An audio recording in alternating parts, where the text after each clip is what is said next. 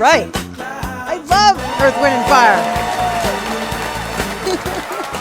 Hey, everybody. Welcome to another great edition of Deborah Kobylt Live. And today I have a fascinating lady in studio, Spice Williams-Crosby. Where's my applause? Thank you. You know, sometimes the studio audience is very slow to this stuff. You got to hold up the little sign and then they'll get to work. So sorry about that, Spice. Anyway, this is sort of part of my Empowerment Women series, and that's why you're here. I find you, and I told you this on the phone yesterday, completely fascinating because you don't do one thing or two things. You do a lot of things, and you do them all really, really well. So thank you for being here. Thank you. Quick introduction. You are an actress. We'll get to what she's been in. You're a stunt woman. We'll get to what she's been in. You're a fitness guru. You have a PhD. You're a doctor of holistic medicine. You are the wife of Gregory Crosby, who happens to be the grandson to Bing Crosby. So needless to say, you've lived quite an interesting life with lots of interesting stories and people coming in and out of your home. You also run what's called House of Champions, which is where you sort of teach fitness to women and all people, I guess, right? I mean, you just do so much. Well, I don't run the House of Champions. You don't? I train there. I'm one of the senseis. You're one of the senseis. Okay, so you train people in self-defense. And just before we went on the air, you were talking about what a woman should do. If you were actually asking me, okay, Deborah, what would you do if a guy came up to you, you were getting in the car and he had a gun? Take it away. What should I do? I'm going to say to you, Deborah, I got a gun on you. Give me your money. What do you do? I'll give you the money. I like to throw it away. Now, oh, you mean throw it. Don't just hand it to him. Right. Just throw it. So he has to go get it. Give me your keys. Throw it. The other side. Throw it to the other side. Go there. See, I don't want to piss him off. That would be me. I'd be like, but then I'm going to get him. But if he wants something from you. See how I think too much? Instead of just doing it, I'd be like, okay. But if he wants something from you, if the next thing he says, get in the car, now what are you going to do? I know what you say is to run. But again, ladies, listen to this. If you're afraid to run, then he's going to shoot you in the head. You're more likely to get shot in the head in the car, right? Well, so just run. He's the one with a gun. So then what do you do? Well, you have to have your skills. You got to know your skills, and you better know the fact that if you've mismanaged your situation here, and as your previous guest said, I mean, there's a lot of good things. Awareness, you got to be aware. You got to prevent. Don't walk down that dark alley. But you better be prepared with your skills. Okay, what skills? What are mandatory skills? Like, where you're doing this up the nose, where, I mean, what's a must-have? A couple things. We teach palm striking, palm straight to the face. We rip ears off. 8 pounds of pressure will rip an ear off. My finger, I don't care if the guy's 300 pounds, my finger or a little boy's finger's going to go right into that eyeball and rip it out. And there's a lot of things you got to understand. Kicking a man in the genitals, it'll only piss him off. It doesn't always work because he's had that penis his whole life. He doesn't want to break that toy. And he might be wearing a cup or something, He'll be backing away. But you acquire his face as he bends over, and that's where the hammer blows and the elbows and the ripping and the raking. You've got to fight like a cat being shampooed. I love that. I fight like a cat being shampooed. And what happens, what a lot of people understand is, and I've worked with the greatest soldiers, police officers, martial artists, but the adrenaline dump that goes into the fight or flight is a sympathetic part of the brain. And when that adrenaline dump hits, people will freeze. And you have to learn to work through that. And you got to say, like most women are like, well, I don't want to hurt him. Well, no, but he wants to slit your throat and kill your children. So you better take that out of the mental, emotional part and do your job. Just do your job, like you're driving a car. If a car comes head on at you, if you freeze, you're going to get hit. You immediately have to get out of the way. I have 3 kids, and so many things are not taught in school that need to be taught in school, like just basic cooking, right? You have to cook for the rest of your life. Basic self-defense, just something like that. Get your fingers and shove it in his eyeballs, just a little bit. That's a good one. Why aren't our schools teaching the simple stuff? How to sew on your button. Little things like that you just need to know when you're out of school. Well, I mean, this is so important. We have disproportionate stuff that's being taught in our schools today. But if you get on an airplane, you're going to get a 5-minute video as to what to do in case of an air traffic accident. When was the last time you had a 5-minute video what to do in case a man grabs you from behind, spread your legs open, and wants to rape you?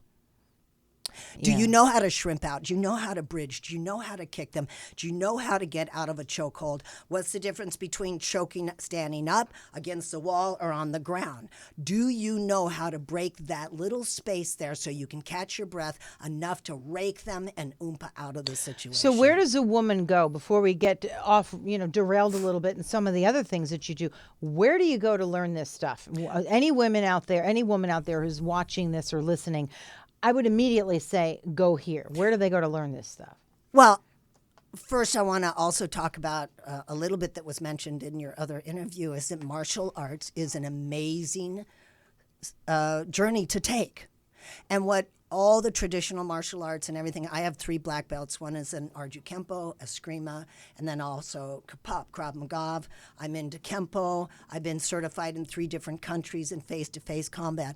And learning, your upward block, your inside block, your kicks, your spinning stuff, conditions the body and teaches you discipline. I think that journey is important. Now, there's a difference between what I teach, which is called street smart survival Yeah, skills. because that's the basic stuff you need. Because otherwise, sometimes women will just get intimidated, even by just what you were talking about. I'm thinking, whoa, what's that? Well, you can't karate chop a bullet. Right. You have to really learn your street smart survival skills. And my partner, Jennifer Silverstein, and she was 2 years in the Israeli army, and she also is belted in Krav Maga. And we put together street smart survival skills where you have to learn who's coming to jump from you behind, where you're going to see, where's your, how you observe. We have a thing called the thinking pose. Mm-hmm. So stand here like this. I kind of am. Can you do that? No, but your other hand has to be here. Right here? Okay, yeah. So anything from the neck down, most likely if you get shot, stabbed, or hit, and you have a good chance. In other words, I'm protecting it. Well, this is from your head up. That's your computer. It's no longer your head. So when you have the ability to come here, when you have the ability to come here and block and protect your computer, so you're here to hear or just, hey, I don't want to have any trouble. But most people fan out, they drop their hands, and all of this is available. It's your available target. Simple stuff that even I wasn't thinking about, because again, I would have thought that if I'm like this, he might think, uh-oh. And I don't care about pissing somebody off. What I care about is just thinking how but to Deborah, outsmart do him. this. Yeah. Go in a thinking pose. Do it right now. Okay? Now, what do you do in a thinking pose? I have no idea. Oh, come on. What do you do in a thinking pose? Think. Tony? Think. You think.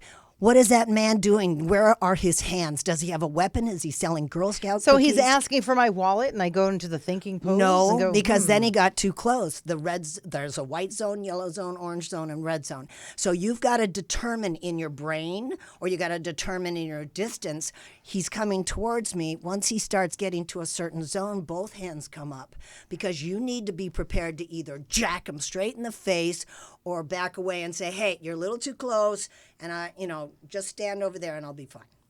Okay. You control the situation. Stop worrying about what other people think. Stop, and when somebody touches you or gropes you, it's like, hey, don't do that again. Let everybody around you protect you. Let them stare the guy down, because you're not only protecting yourself, you're protecting the next woman he's going to do it to. Yeah, no, that I do believe in. Just we had a guest on. I have a previous show, and he wrote a book. He was a law enforcement guy. That's what you've been referring to. Yes. And I only said that because we were talking about being on a subway. What do you do if you're groped? And what I said was, I just moved to the side because I don't want to deal with them, and I don't want to make a big scene in a subway because I never know who the hell is in the subway. I just want to get out. But you're right. I mean, it's a good thing to say something. So you're worried about making a big scene. No, I don't care about what people think. I just don't know who else is in there who's going to cause a problem. I don't want to cause a riot. You don't. You just call it out. Hey, mister, I don't like you touching my rear end. Don't do it again. Thank you. Anybody on this bus have a problem with that? Yeah. See, there you go. You use your words, your mouth, outside of spitting and biting and screaming is a great weapon.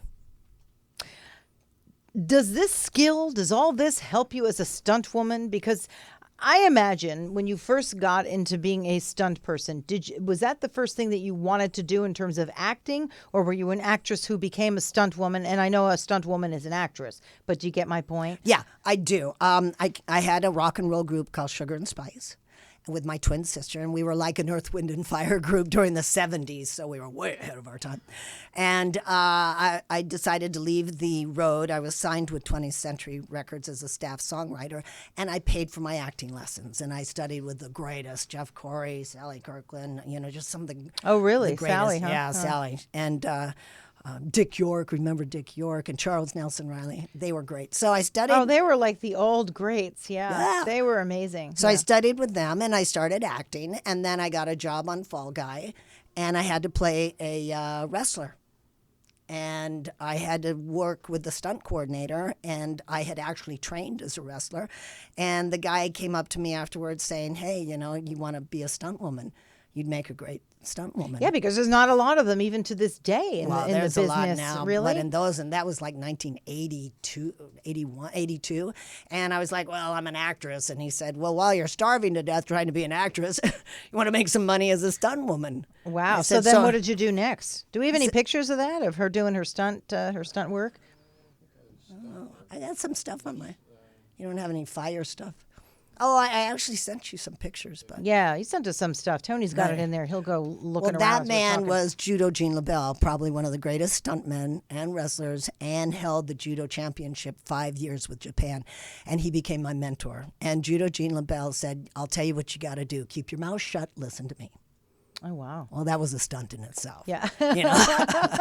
So I did. He mentored me, and I learned, from stair falls to car hits to driving to hitting the ground. I'm a ground pounder. I enjoy that. But you're a tough broad. I mean, when somebody gave you that challenge and you finally took it, you probably thought, I can do this. I mean, not everybody is made of what you're made of. I mean, you're tough mentally and physically. And well, I am now. I Yeah. wasn't. I mean, I went through 5 suicides when I was a kid, including my dad being kidnapped, molested in the house, and molested several times, gang rape, died in a car accident, went through a coma and 2 years rehab and 3 drug and alcohol overdoses. So no, when I hit my knees and said, all right, God, here's the deal. Help me turn my life around, and I promise I'll be an image that changes the world, I started detoxing, cleaning out. That led me on the road to health. And then I started spiritually trying to get connected with God and find out who I was. And, then martial arts came along, and I realized who I am doesn't give anybody permission to touch me. you said you said to God, you got on your knees and said to God, you also do faith-based films, correct? I do. I love faith-based films. And it started with my husband, who is the only man responsible for Hacksaw Ridge. My husband... Incredible film. Everybody should see it. Incredible. And it's a true story about Desmond T. Doss, the only man who ever won our country's highest honor during World War II for saving 75 men's lives in an impossible, bloody battle in Okinawa without carrying a gun. He refused to touch a gun. So you say he's responsible. He produced that film, Hacksaw Ridge. He was one of the producers, but the bottom line is Desmond T. Doss for 50 years turned every producer down, including Audie Murphy, and said, no, this was just between me and God. And my husband went to him and said, Desmond, your religion set up a printing press. Why was that? And he goes, well, to tell our faith to the world. And he said, well, today, the printing press are the movies. And he goes, yeah, but doing business in Hollywood is like doing business with the devil. Anybody got an argument here with that?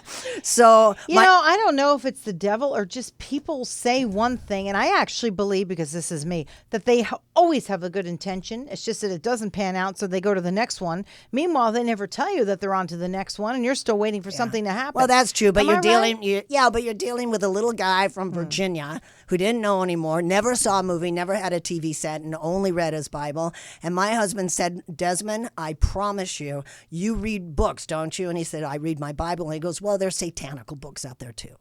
You can't blame the book, the medium, but I give you my word, and I will not make this like a Rambo. I give you my word that we will make this about your connection with God. So he said, okay, let's do a prayer circle. And they did. And then Desmond turned to him and said, all right, you have my permission to make this movie. That was 17 years ago. That's incredible. Then the money was raised. We didn't have the right directors. We didn't have this. We didn't have that. And then eventually, my husband always wanted Mel Gibson. He said from the get-go, Mel Gibson has to direct this. And around the December of 2015, I guess it was, that Mel came out, read the script, and said, I have to make it. I'll tell you a really interesting little trivia thing, though. Yeah, we love trivia here, don't we, Tony?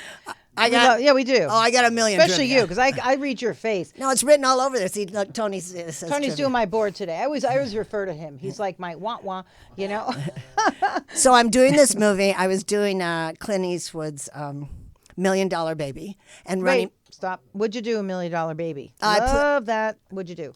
I had to learn Gaelic, and I played this woman in the crowd screaming Gaelic, Makushle, and half the other stuff was on the floor of the editing room. But to work with Clint Eastwood, please, excuse me, he bought Bing Crosby's ranch out of Elko, so we talked about that. See, it's all interrelated some way or another. You work with the guy, he buys Crosby's ranch. I mean, it's all very incestuous in a way. Okay, so go ahead. Anyway, I was going back and forth between $1 Million Baby and Dodgeball. And on Dodgeball was Ben Stiller and Vince Vaughn.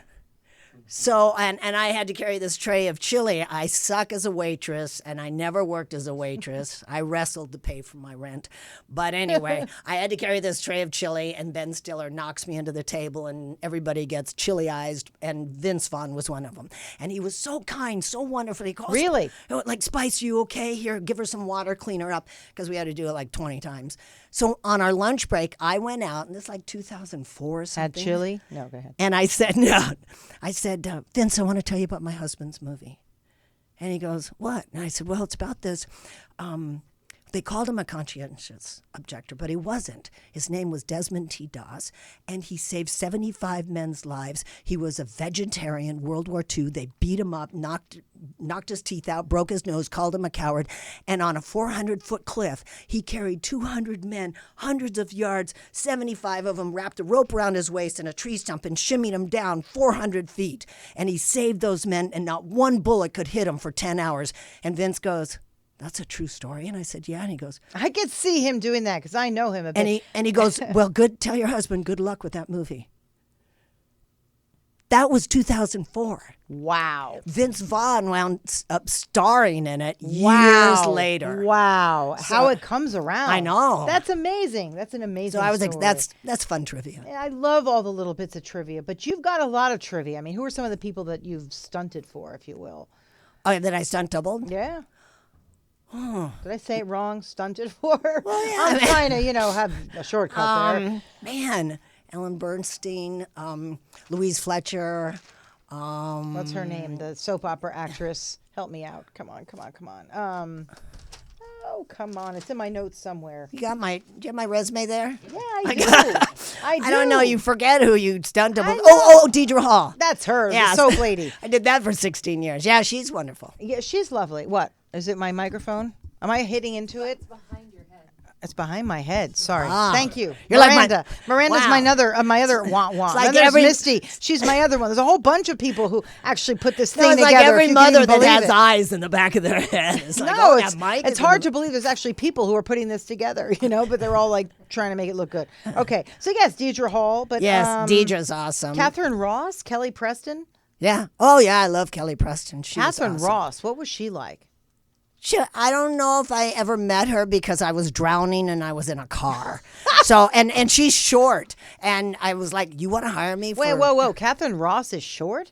Well, right? She is, yeah. Well, compared to me. Yeah. But it didn't matter because I was drowning. All you got was my head, and they liked my face. And then I was in a car that had to turn over, so they just got my face. When you stunt double, though, now you get credits for that in the film. But remember there was a time where they didn't have the person's name up there. What was oh my gosh, why am I forgetting all the movie names today of all days? What was the one? Oh my gosh, with Jennifer Beal?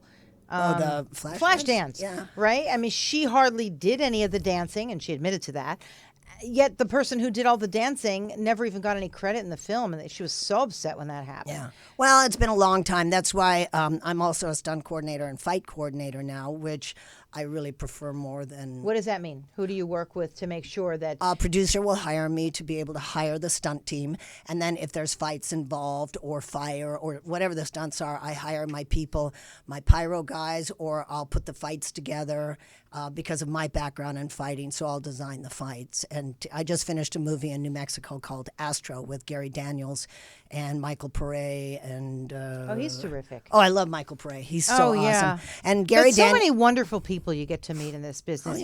For all the stories about how horrendous it is, there's also so many stories about people who really do have a heart, who want to see a project, finished and come to an end, and in other words, see it all the way through. Well, yeah, but I mean, here the one thing that we have is, I mean, I fought 7 long years to create a stunt peer group in Emmy at the Television Arts and Sciences. Huge, because you weren't recognized. No, and you we weren't had just recognized at all. No, we had just finished.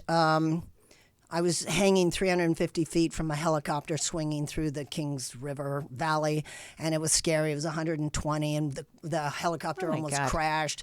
In fact, the helicopter, once they cut me loose, the helicopter crashed right in front of me, and we were picking body parts out. It was a bad day. And the guy that was with me was Paul Dallas. So a year from that date, Paul Dallas died doing a high fall on a TV show. Well, and I finally said, enough is enough. I went to my academy where I'm a performers peer group member. I said, this is enough. You've got to recognize us stunt people. And they were like, are you in the union? God, like, what's that? How I do don't you get not that know disconnect. that? I don't get that disconnect. I mean, so a woman just had an accident not long ago. She was on a motorcycle, right? Canada, up in Canada. So sad. And I have seen plenty of deaths. I have experienced plenty, and I went to the Academy of Television Arts and Science, and I fought for 7 long years with a gentleman named Conrad Bachman, and we got that peer group, and we got the Stunt Emmy. But I don't think you'll ever see it in the Motion Picture Academy. Why? Because there's a lot of people. Without the stunts and without people to do that, there is no film. I mean, that's correct, because there's nothing. They want action, and you have to have action even on a kids show, and you have to have. I have done stunts on Conan O'Brien's show, on Jay Leno, on all those shows, and the children's shows. I mean, what do you mean? You mean you showed up and you did a stunt on their what kind of on thing the Conan O'Brien? I played. He had that Conando. Yeah, he's and great. The Spanish mother, I had to get into a fight scene and hook up to a rig, and they'd be pulled up like a helicopter's taking me out of a boat. I mean, you can't let an actress do that. No. So you have to have a stunt coordinator, somebody to oversee the action, and somebody to take the pressure off the actress. Yeah, I mean, look what just happened to Tom Cruise. Yeah. I'm surprised they even let him do his own stunts. I really am. And if he's really damaged, he's going to be shut down. It's cost a lot of money. And I give it to Tom. I actually nutritionally counseled him for a little bit, and I've worked on MIT. You said he was really terrific I to love work Tom. with. He was very generous. He's the most generous, respectable guy in the world, and he trains very hard. But there is an issue. If he gets hurt, production shuts down. Which he did get hurt. Well, production shuts down. Look at Harrison Ford a couple years ago, but that wasn't his fault. That ship, remember when he was doing Star Wars? Yeah, but it crashed on him. But he's done other things in Cars where he's hurt his arm. Yeah, no, he has. He's a bit of a daredevil. And I love him too. I love him. I love him too. I think he's a hunk. He is gorgeous. He will. Yeah. We know him a little bit, so I can't really talk too much about him. But there he's are people that do not respect the role of a stunt person, and they say in the Academy that it's not. See, it's called like the Television Academy of Arts and Sciences. And here's a science. This is a science, and it is an art. Martial arts is an art, and it is a science to be able to rig properly. And you put them all together, and it creates a very creative scene, and it also protects everybody on the set, because if somebody goes crazy, they can wipe out the whole craft service, wipe out the camera. So it's very, very important. Can't wipe out the craft services now. You can't go doing that. Notice how I said that first. Yeah. Wait a minute. You got my attention. And then the camera came second. Just making sure that I was listening, right? So, yeah, exactly. Some things that you've been in that people would know, and I'm pretty sure we have a picture of this, Star Trek #5, right? Do we have a shot of you there? There you are. Oh. Yeah. Yeah, I played Vixis, the female Klingon, and it took me. That's huge, major role. That's incredible. Well, especially for me, because I was a Trekkie. Yeah. I mean, I love Captain Kirk so much that when they told me I was going to play Vixus, a Klingon, I told my agent, I can't play that. That lives on. I hate Captain Kirk. That will live on forever. That will be on forever and ever. It was a huge turning point, even though I had the first sitcom at 20th at What Fox. was it? What was it? Women in Prison. Mm-hmm. And then I've guest starred on 18 different shows. And so much. You've done The Guyver, you've done Buffy the Vampire Slayer. I'm just throwing a few of them out there. Well, see, you got to know, I not only played parts on that, but I also had to know my martial arts. Yeah, no, I know. You know, when Buffy, that was an incredible show in terms of the aerobics and all that. And if you're working with swords or knives or whatever you're working with, or spinning hook kicks or falling and hitting the ground, all of that is martial arts training. So it is an art. It does belong in the academy. But see how the journey that you've had, again, if you just circle back a little bit to women empowerment, I mean, you were someone who was dejected, as very unempowered, and beaten down, suicidal, alcoholic, drugs, everything. And you just one day said, no, God, listen, please, somebody up there, listen, if you pull me out of this, I'll do something. And look what you've done. I mean, that's why I'm so impressed with who you are as a person, because for as much as you've had happen to you, I really like to tell women that just find a way. Maybe you have to go through this long tunnel and journey of suffering, but if you can just stick with it and feel it, at the end, there's something if you just keep going, well, right? Well, Desmond, I went through 5 suicides with my dad. I never committed suicide, although all the drug overdoses, they thought I was trying to do that. But you said your father did, didn't he? He had polycythemia and cerebral malaria, and that was an incurable disease at that time, and so he did. He killed himself, but the other 4 people killed themselves too because they couldn't deal with life. But I mean, just so much to deal with as a young person. What I love is what Desmond T. Doss told my husband when they went into that prayer circle, because my husband Gregory said, how did a bullet not hit you? And that was just, believe me, Hacksaw Ridge was 1/3 of the story, because he actually saved over 200 men's lives, and they wanted to give him 2 medals of honors, and he refused. He said he's too humble. But he said, Gregory, if you connect with God every day, in times of great trouble, miracles will happen. And for me, just put religion aside. God can be the creator of all of this. And by all of this, I mean all of it. The great eclipse, the great everything. We're all sort of in this together. We are. And nobody's getting out alive. That's for sure. That much I know. What are you working on currently? Not one thing, but I know there's 10 things. What's in your heart? What are you working on? What are you actively working on? Well, and then I want to ask you about, living with your husband, a Crosby. Okay. I have this new passion in life that I really want to do faith-based film shorts. Mm-hmm. And I raised the money, and my last one was called Duke, and it was about a woman who was dying, and her husband was abusive, and the only way she could get through life was to become a John Wayne addict. So John Wayne filled her life, filled her house, and her son hated John Wayne because of the Vietnam War. The daughter just put up with it. And this is her last hour of life, and they're arguing, why did you let mom go through this John Wayne BS stuff? And she's like, hey, he stood for something. So they're arguing over the validity of the Duke, John Wayne. And eventually the hospice nurse brings them in, and the mother sits them down, and it's as if John Wayne's being channeled through her, saying, look, you have each other, love one another, respect each other. Courage is being scared to death, but saddling up anyway. And then she brings them together.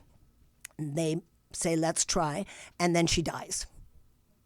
And when she dies, I hate to be the spoiler, but we go into her glowing light. And as she turns, there's John Wayne in the doorway saying, you ready, Pilgrim? Oh, that's cute. And they ride off into the sunset. I love how this is a real passion for you. You're living what you truly believe. And now I've got to talk to the animals. Mm-hmm. So it's about a woman who has brain cancer. She's got a few days left to live, and she wants to denounce all her materialistic things and go live in a park where she can be part of the rainbow and the sun and the animals and the flower. And her daughter wants to institutionalize her. And here's a kid who gets community service for breaking and entering, meets her, and she teaches them how to talk to God.